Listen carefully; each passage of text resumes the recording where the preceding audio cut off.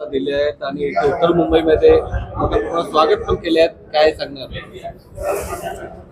आज माझ्या स्वतःच्या जिल्ह्यामध्ये उत्तर मुंबईने माझं आज स्वागत केलं. कार्यकर्त्यांनी उत्साहात माझा मान सन्मान केला. खूप आनंदी आहे आणि मला या गोष्टीची जाणीव आहे की मुंबई महानगरपालिकेत भारतीय जनता पार्टीचा गटनेता आणि जो नंतर सभागृह नेता होईल या पदाची जबाबदारी काय आहे. आणि मला याची जाणीव आहे की या मुंबई महापालिकेत मुंबईकरांच्या अपेक्षा पूर्ण करण्यासाठी भारतीय जनता पार्टीने मला एवढी मोठी जबाबदारी दिली आहे.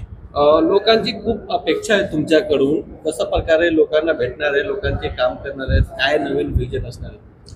बघा, असं आहे की गणेश खणकर हा काय वैयक्तिकरित्या त्या ठिकाणी मोठा होण्यासाठी गेलेला नाही.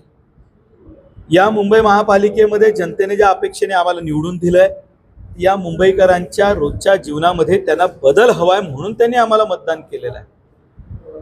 त्या ठिकाणी हे प्रशासन भ्रष्टाचारमुक्त असेल, जनताभिमुख असेल, जनतेच्या कामासाठी काम करणार असेल.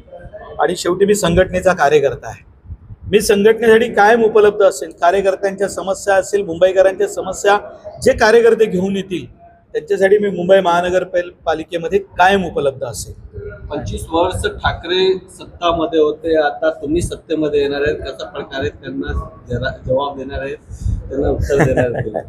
असं आहे की त्यांनी 25 वर्ष सत्ता उपभोगली. त्यांनी मुंबईचं काय केलं ते आपण सर्वांनी पाहिलेलं आहे. आम्ही या पुढच्या काळामध्ये मुंबई शहरामध्ये प्रशासन हे भ्रष्टाचारमुक्त चालू शकतं, जनताभिमुख चालू शकतं. जनतेचे ज्या प्रश्न सोडवण्यासाठी हे प्रशासन ज्या पद्धतीनं भविष्यात धावेल तुम्ही बघाल. एक गोष्ट मात्र स्पष्ट करू इच्छितो. बघा, असं आहे की माझ्या समोर जे बसलेले आहेत, तर मला या गोष्टीची जाणीव आहे की हाच प्रश्न अर्जुनाला देखील पडला होता. पण मी हे सांगतो की ते महाभारत होतं, हे कलियुग आहे. आणि या कलियुगामध्ये या सर्वांना कसं भिडायचं आहे आम्हाला पूर्ण ठाऊक आहे. 25 वर्ष यांनी सत्ता चालवली. कधी काळी आमच्या बरोबर होते, आमच्या सोबत राहिले, आज आमच्या समोर आहेत. या मुंबईचं काय झालं? या मुंबईकरांचा पैसा कुठे गेला? खड्ड्यांमध्ये सर्व सुरू गेलं आणि हा पैसा कुठे गेला हे फक्त त्यांनी सत्ता उपभोगली त्यांनाच कळला.